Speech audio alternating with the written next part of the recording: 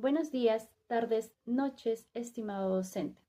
El día de hoy vamos a hablar acerca de la reforma agraria y cuán beneficiosa fue en nuestro país. Este trabajo fue realizado en equipo conjuntamente con mi compañera Araceli More Baltasar y mi persona Evelyn Andrade Cristóbal, en donde mencionaremos los siguientes puntos. Daremos una pequeña introducción, seguidamente una presentación de nuestra controversia, tesis y desarrollo, siguiendo los siguientes puntos: el aspecto político, social y económico, y concluiremos con una breve conclusión. Empezamos.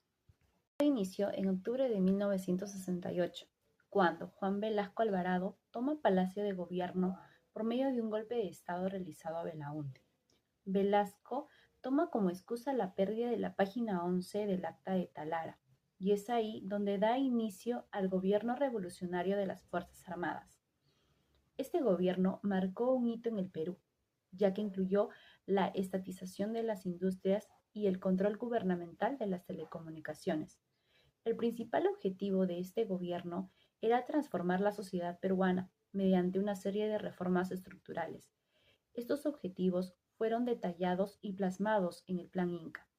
Esta incluiría una serie de reformas radicales. Una de ellas sería la reforma agraria.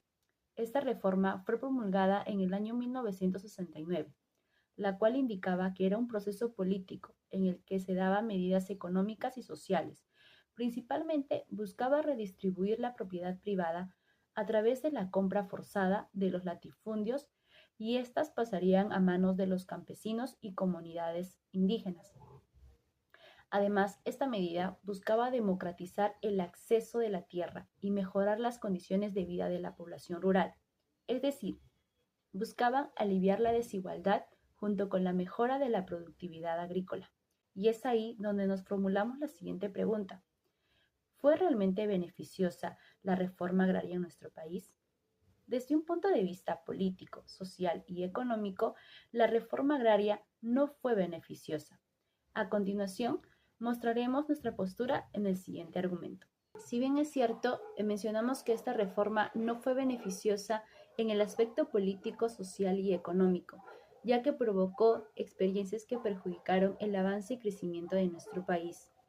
En el aspecto político, generó un clima de inestabilidad política y ciertos conflictos significativos.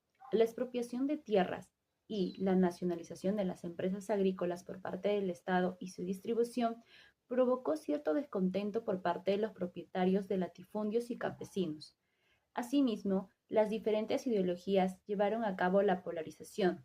Esto afectó la estabilidad política y generó conflictos significativos en diferentes partes del Perú. Seguido a esto, existió la represión política. Esta se utilizó para silenciar a la oposición y consolidar el poder. Si bien sabíamos, este gobierno estaba presente el régimen militar.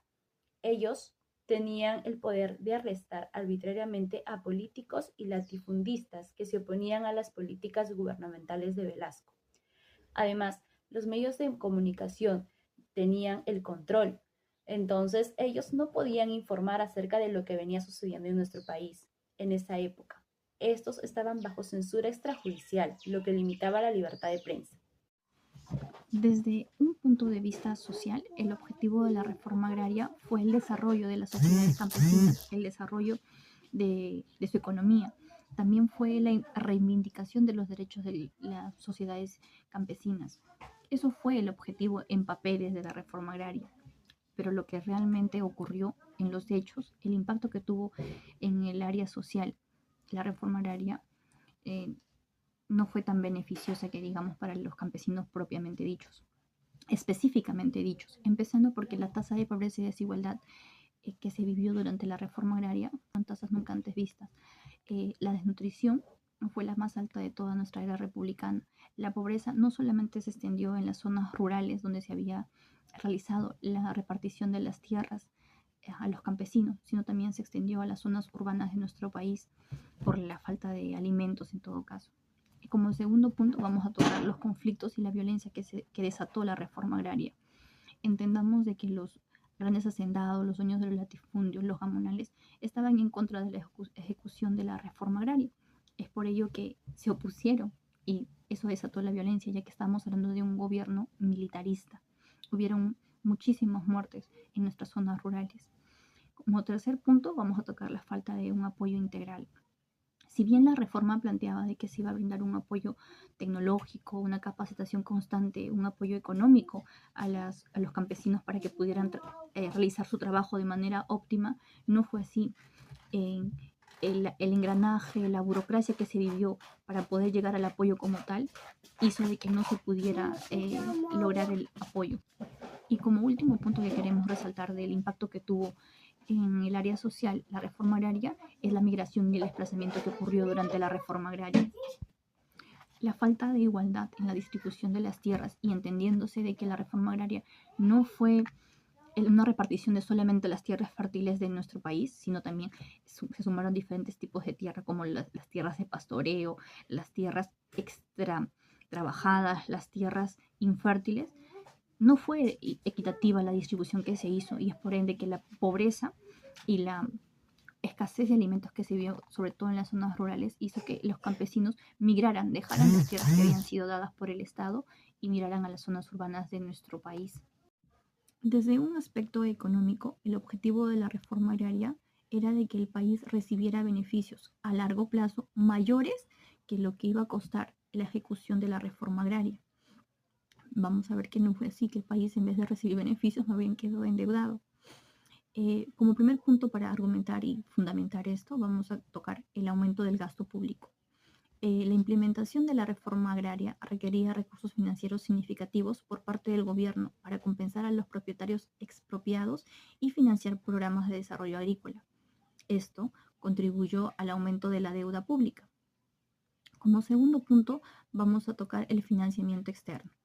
Para cubrir los costos de la reforma agraria, el gobierno peruano recurrió a préstamos y ayuda externa, lo que aumentó la deuda externa del país y comprometió su capacidad de pago en el futuro. Tercer punto que vamos a tocar, el impacto en la balanza de pagos. El aumento de la deuda externa como resultado de la financiación de la reforma agraria contribuyó a un mayor déficit en la balanza de pagos, ya que el país tenía que designar una parte significativa de sus ingresos por exportaciones para pagar los ingresos, los intereses y amortizaciones de la deuda. Como cuarto punto vamos a tocar la presión sobre las finanzas públicas. El servicio de la deuda, que incluye el pago de intereses y amortizaciones, representa una carga significativa para el presupuesto del gobierno, lo que limitó su capacidad para invertir en otros sectores como educación, salud e infraestructura del país. Como último punto, vamos a tocar el impacto que tuvo la reforma agraria en la confianza de los inversores. El aumento de la deuda pública y externa afectó la percepción de los inversores sobre la solvencia del país y sobre la capacidad de pago que tiene para manejar sus finanzas, lo que disuadió la inversión extranjera y aumentó el costo de los préstamos futuros.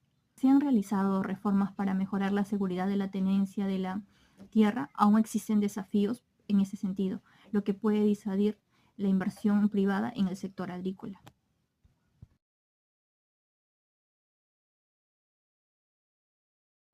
En conclusión, el régimen del gobierno de Velasco Alvarado no resultó beneficioso desde un punto de vista político, social, económico.